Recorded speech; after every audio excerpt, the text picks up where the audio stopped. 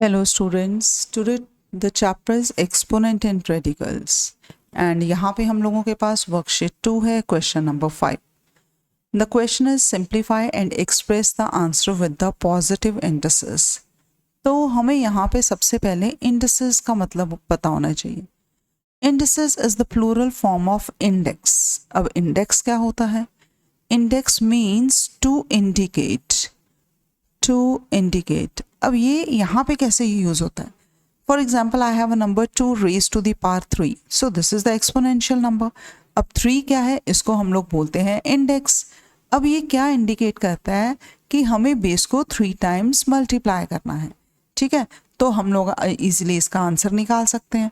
तो 3 जो है वो इंडेक्स है and the indices means the plural form of index. तो हमें करना कुछ नहीं, सबसे पहले हम लोग सिंप्लीफाई करेंगे.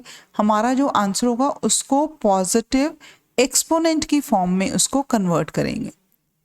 Positive exponent, got it? Positive exponent में उसको कन्वर्ट करेंगे. चलो करते हैं. सबसे पहले क्वेश्चन नंबर हम लोग फर्स्ट करते हैं. अगर क्वेश्चन नंबर फर्स्ट को देखा जाए तो ये बहुत ही इजी है. This is the question number first. Question number first हमें दिया हुआ है 2 multiply by x raised to the power 1 by 6 multiply by 2x raised to the power minus 7 by 6. तो हम लोग पहला काम ये करेंगे कि नंबर को नंबर के साथ मल्टीप्लाई करेंगे और एक्सपोनेंट को एक्सपोनेंट के साथ हम लोग मल्टीप्लाई करेंगे. सो 2 multiply by 2 multiply by x raised to the power 1 by 6 multiply by x raised to the power minus 7 by 6. अब 2 multiply by 2 4 हो गया. Now the bases are same, you will add the powers. x raised to the power 1 by 6 plus minus 7 by 6. तो यहाँ पे हम लोगों ने law कौन सा अप्लाई किया? x raised to the power m multiply by x raised to the power n, that will be equal to x raised to the power m plus n. ये वाला लॉ हम लोगों ने इस पे यूज़ किया. तो इसको हम लोग थोड़ी सी और क्लैरिटी में यहाँ पे लिख सकते हैं. x raised to the power m, x raised to the power n, m plus n. ये लॉ हम लोगों ने यहाँ पे यूज़ किया. ठीक है जी, आगे करते हैं. Now it can be written as 4 multiply by x raise to the power 1 by 6. एक ही नंबर से पहले अगर पहले 2 साइन है तो दोनों को मल्टीप्लाई करके सिंगल में कन्वर्ट करना होता है. Plus minus it will become minus 7 by 6. अब यहाँ पे हम लोगों के पास एलसीएम कितना आ गया? 6 1 minus 7. So minus 6 upon 6 that will be equal to -1. इसकी कटिंग होगी दोनों की. अब क्या बच गया हम लोगों के पास? 4 multiply by x raise to the power -1. अब हम लोगों ने सिंप्लीफाई तो कर दिया, लेकिन यहाँ पे इंडेक्स और एक्सपोनेंट क्या है? वो नेगेटिव है, तो हमें किस में कन्वर्ट करना है? पॉजिटिव में.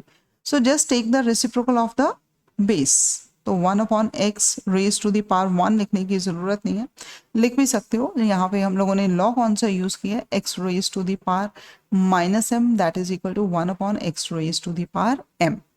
तो यहाँ पे हम लोगों का आंसर है 4 upon x. So 4 upon x is the answer. 4 upon x. तो ये था हम लोगों के पास फर्स्ट पार्ट. तो हम लोगों ने जो नेगेटिव एक्सपोनेंट था उसको हमने किस में कर दिया? पॉजिटिव एक्सपोनेंट में कन्वर्ट कर दिया. ठीक है, अब करते हैं सेकेंड पार्ट. अगर हम सेकेंड पार्ट को देखते हैं तो सेकेंड पार्ट में हमें फोर्थ रूट दिया हुआ है. ठीक है, अब फोर्थ रूट को अगर देखते हैं, इसको हम लोग सॉल्व करने की कोशिश करते हैं. So I will show the second part only. So second part में हमें दिया हुआ है, ये रेक्टेंगुलर ब्रैकेट दी हुई है, fourth root of 1 by 12 raise to the -12 दिया हुआ है, अगेन द पावर -2 बाई 3 दी हुई है. तो हम लोग हमेशा अंदर से इसको सॉल्व करते हैं कॉमन ब्रैकेट से. तो ये ब्रैकेट एज इट इज ही रहेगी. अंदर हमें दिया हुआ है 1 upon x raise to the power -12. जैसे मैंने ये रूट को खत्म किया, this is the radical form, तो ये है फोर्थ रूट, तो यहाँ पे मल्टीप्लाई बाय 1 बाय 4 हो गया.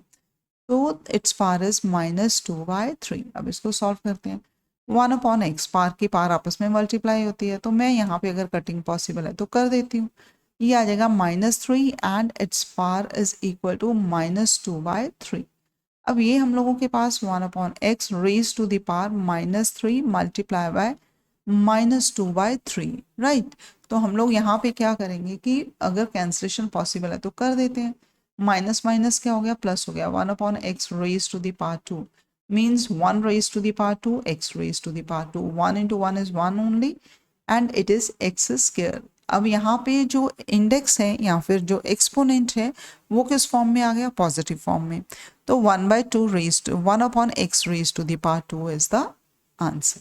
ठीक है, चलो जी थर्ड करते हैं। थर्ड हम लोगों के पास जो दिया हुआ है, थर्ड में हमें a raise to the power 4/7 and divided by a raise to the power 10/7। तो पहला काम ये करते हैं हम लोग यहाँ पे, now the basis are same and they are dividing according to the second law of the exponents.